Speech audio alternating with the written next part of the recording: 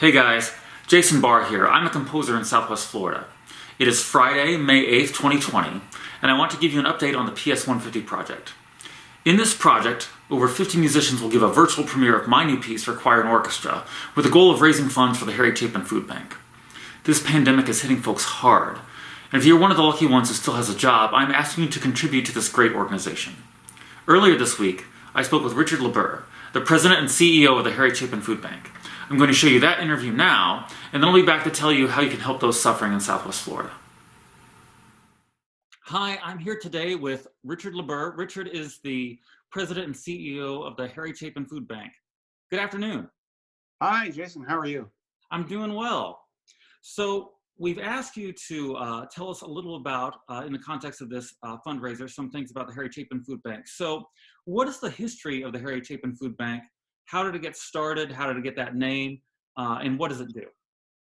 So the Harry Chapin Food Bank has been around for 37 years.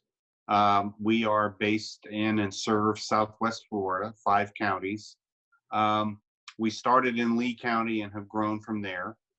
We were founded by some folks who grew up in the Northeast in Long Island, Okay. knew Harry Chapin when they were young, and credited him with inspiring them to feed the hungry. That was a passion of Harry's throughout his life, and he started several hunger charities and funded lots of other hunger support efforts. And so the folks that started the food bank here in Southwest Florida knew Harry and really credited him with inspiring them to start the food bank and to feed the hungry, and asked the family if they could name the food bank in his honor. So that's why we carry Harry's name. We're really proud of that. Harry, obviously, for those who know him, was a great musician and a great humanitarian, and we're proud to carry on that legacy. Here in Southwest Florida, we are at the center of the largest hunger relief network in the area. We have our own programs that we operate, and we also provide food for free to about 150 other organizations in Southwest Florida. So the chances are pretty good if you know of an organization, Salvation Army, Catholic Charities, Grace Place, St. Matt's House, CCMI, whatever it might be, that's feeding the hungry in Southwest Florida, they're probably getting a significant amount of their food from us. That's really what we do. We rescue food that would otherwise go to waste, and we make it available to programs and organizations that are feeding the hungry in Southwest Florida. We've been doing that for 37 years. Last year, we did that to the tune of 27 million pounds of food that we distributed in Southwest Florida. This is a really big number. I find maybe it helps people to visualize it. If you think of 700 tractor trailer loads, that's about how much food we distributed last year. That's about 2 or 3 tractor trailer loads every single day that we're distributing to feed the hungry in Southwest Florida. That's really amazing work. So you partner with other community organizations and you serve this 5-county area here in Southwest Florida. What do you have an idea of how many clients you serve, and has that changed since we've been in this pandemic situation? It's changed significantly in the last couple of months. In normal times, we might be seeing 25 to 30,000 people over the course of a month. But now we're seeing, many more than that. We're seeing 40, 50% increases in terms of the number of people that we're seeing. We're doing mobile pantry distributions, about 12 of them a week, and every single one of those distributions, we're seeing 500 or 600 families every time we go. So there's just been an enormous increase in need in the last few months. Well, as you know, this project, it's musicians mostly from the Southwest Florida area, but some from other parts of the country. We're coming together to premiere this piece, but we're doing that with the focus of helping out the hungry in our area through the Harry Chapin Food Bank. What is the best way for folks to help now? Is donating food a good idea? Is our financial resources better? What's the best way that people can help? Well, obviously, we're delighted with whatever anybody wants to give. If they wanted to pick between food and money, we would suggest politely that money is probably better right now for a few different reasons.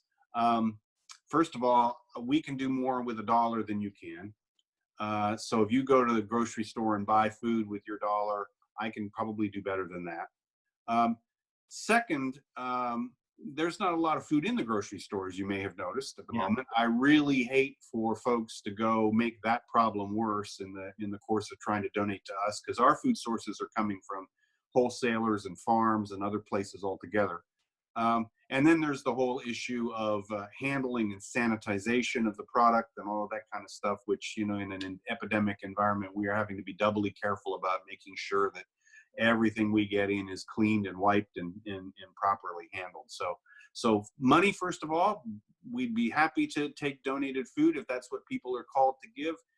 We also need lots of volunteers. We're using hundreds of volunteers every week. We use them in our warehouse to help us build kits to distribute. We use them out in the community to feed people, because those kits have to wind up in the trunk of somebody's car, and it takes lots of volunteers every time we go out in the community to do that work too. Okay, so if someone wants to donate or wants to volunteer, they can go to your website and there's the information there?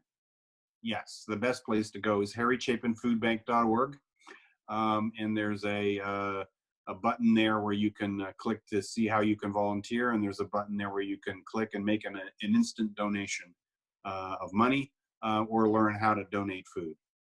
All right, well, that's excellent. Is there anything else that we should know about Harry Chapin Food Bank, especially in the context of this pandemic?